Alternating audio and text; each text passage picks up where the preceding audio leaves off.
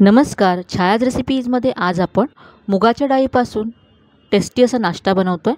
अगदी हलका फुलका असा हा नाश्ता आहे आणि गरमीमध्ये परफेक्ट असा हा नाश्ता तुम्ही बनवू शकता. चला तर बनवायला सुरुवात करूया. इथे मी अर्धी वाटी मुगाची डाळ घेतली आहे. ही मुगाची डाळ आपल्याला 2 ते 3 वेळा धुवून घ्यायची आहे आणि यानंतर आपल्याला ही भिजत घालायची आहे. तर ही कमीत कमी 2 तासासाठी भिजत घालायची आहे. तर इथे मी आधीच भिजत घालून ठेवली होती. 2 तास झालेत आणि छान डाळ भिजली गेले. तुमच्याकडे जर वेळ कमी असेल तर तुम्ही कोमट पाण्यामध्ये अर्धा तास भिजत घातली डाळ तरी चालेल. आता या डाळीतलं सगळं पाणी निथळून घ्यायचं आहे आणि ही डाळ मिक्सरच्या भांड्यामध्ये काढून घ्यायची आहे. तर इथे लक्षात ठेवा, आपल्याला घट्ट असं याची पेस्ट हवी आहे, म्हणून सगळं पाणी इथे मी निथळून घेतलं. वाटण्यासाठी लागेल तेवढंच पाणी याच्यामध्ये घालायचं आहे. तर इथे आता सगळी डाळ मी मिक्सरच्या भांड्यामध्ये काढून घेतली. आता यामध्ये अर्धा इंच आलं असं तुकडे करून घातलं आहे आणि फक्त 2 चमचे इथे मी पाणी घालते डाळ वाटण्यासाठी. आता अगदी बारीक अशी ही डाळ वाटून घ्यायची आहे. ही डाळीची पेस्ट तयार झाली आहे. ही तयार पेस्ट आपण एका बाउलमध्ये काढून घेऊया.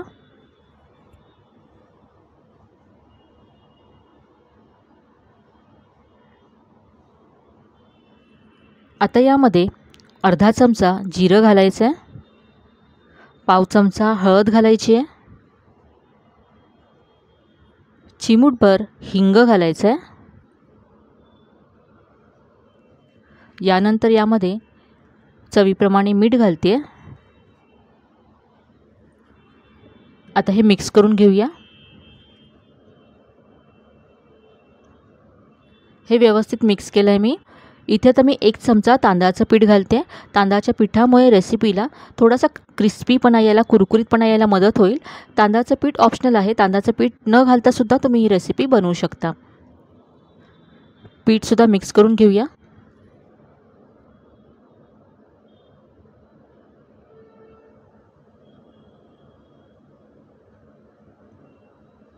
डाळीच्या पेस्टमध्ये तांदळाचं पीठ छान एकजीव करून घेतलं आहे. आता हे छान 2 ते 3 मिनटं असं फेटून घ्यायचं आहे, ज्यामुळे पीठ हलकं व्हायला मदत होईल आणि आपलं जो नाश्ता आहे तोसुद्धा छान जाळीदार होईल. आता यामध्ये बारीक चिरलेला कांदा घालते आहे. यानंतर बारीक चिरलेली शिमला मिरची घालते आहे. इथे आता 2 चमचे मी स्वीटकॉर्नचे दाणे घालते.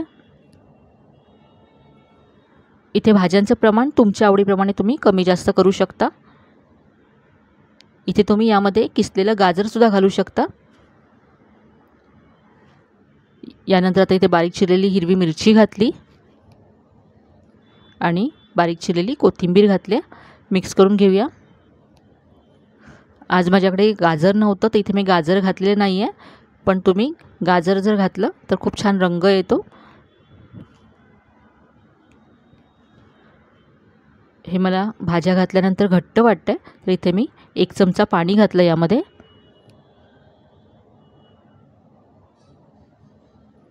तर हे असं आहे पहा, इतकं हे घट्ट हवं आहे. आता यामध्ये अर्धा चमचा इनो फ्रूट सॉल्ट घालायचं आहे.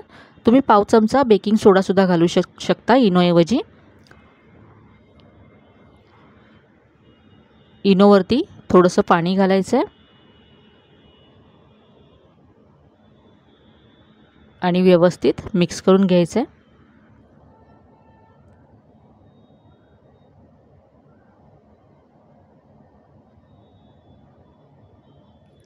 पीठ छान हलकं झालं आहे, फुलून आलं आहे. तर आता इथे मी गॅसवरती एक छोटा तडका पॅन ठेवला आहे आणि यावरती बटर घातलं आहे.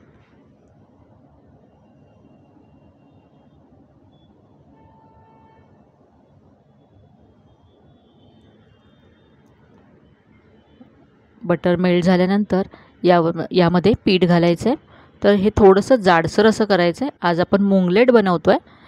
अगदी मस्त असा नाश्ता आहे.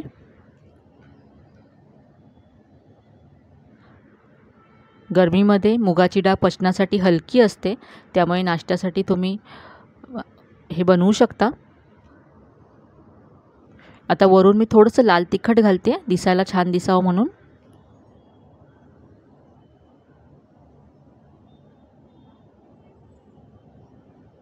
यानंतर थोडीशी कोथिंबीर घातली आहे आणि इथे मी लाल मिरची अशी उभी चिरून घातली आहे.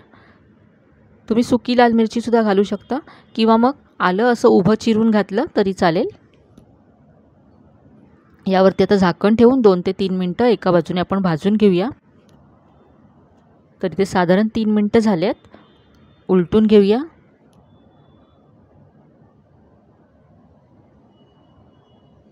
पाहू शकता किती मस्त रंग आला याला.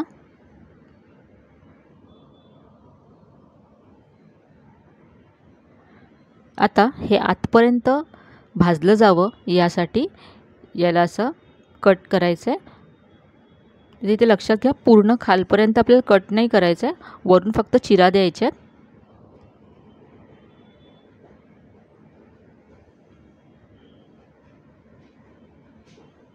आता सेंटरला पुन्हा बटर घालते. इथे बटर तुमच्या आवडीप्रमाणे तुम्ही कमी जास्त घालू शकता किंवा तेलसुद्धा घातलं तरी चालेल. पुन्हा झाकण ठेवून दुसऱ्या बाजूने सुद्धा भाजून घेऊया.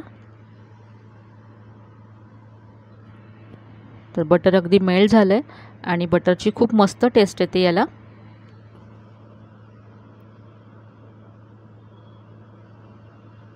खालच्या बाजूने सुद्धा खूप मस्त दिसतंय. हे पहा, आपण जे याच्यावरती कोथिंबीर, लाल तिखट घातलं, मिरची घातली, त्यामुळे दिसायला खूप छान दिसतंय. आता वरच्या बाजूने सुद्धा याला अशा चिरा देऊया.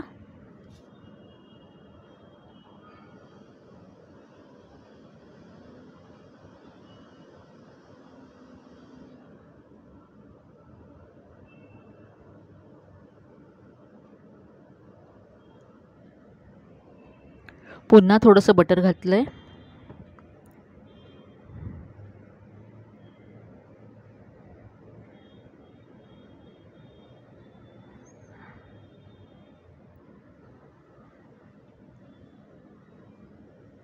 आपण ज्या चिरा पाडल्यात त्यामधून बटर मेल्ट होऊन आत जातं आणि आतपर्यंत खूप छान अशी बटरची टेस्ट येते. तर हे भाजून झालं आहे. काढून घेऊया. पाहू शकता, दिसायला जितकं छान दिसतंय तितकंच चवदार असा हा नाश्ता आहे. इथे मी टोमॅटो केचप बरोबर सर्व केलं आहे. तुम्ही कुठल्याही चटणी बरोबर सर्व करू शकता. मस्त अशी झटपट होणारी रेसिपी आहे. मुगाची डाळ जर तुम्ही आधी भिजत घालून ठेवली तर खूप कमी वेळामध्ये हा नाश्ता तयार होतो.